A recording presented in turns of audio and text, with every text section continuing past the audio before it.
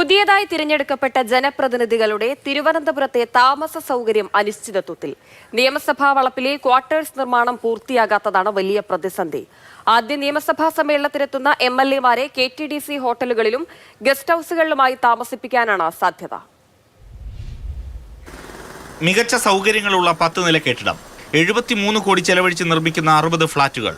കാലപ്പഴക്കം ചെന്ന പമ്പ ബ്ലോക്ക് പൊളിച്ചാണ് കെട്ടിടം നിർമ്മിച്ചത്. എന്നാൽ പ്രതീക്ഷിച്ചതുപോലെ പണി തീർന്നില്ല. ബംഗാളിലെ തെരഞ്ഞെടുപ്പിനെ തുടർന്ന് അതിഥി തൊഴിലാളികൾ അവരുടെ നാട്ടിലേക്ക് തിരിച്ചുപോയി. അതാണ് നിർമ്മാണ പ്രവർത്തനം മന്ദഗതിയിലാവാൻ കാരണം. ഇപ്പോൾ ഏതായാലും ദ്രുതഗതിയിൽ പണി പുരോഗമിക്കുകയാണ്.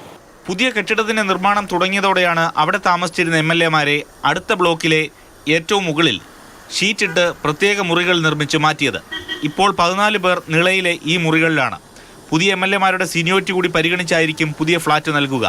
അതിനെന്തായാലും കാലതാമസമുണ്ടാകും. സത്യപ്രതിജ്ഞയ്ക്കായി എത്തുന്ന നിയുക്ത MLA-മാരെ അതുവരെ KTDC ഹോട്ടലുകളിലും ഗസ്റ്റ് ഹൗസിലും താമസിപ്പിക്കാനാണ് തീരുമാനം.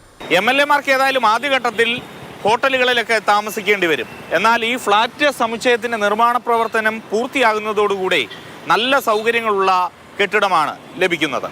AK Stephin, Mathrubhumi news, Thiruvananthapuram.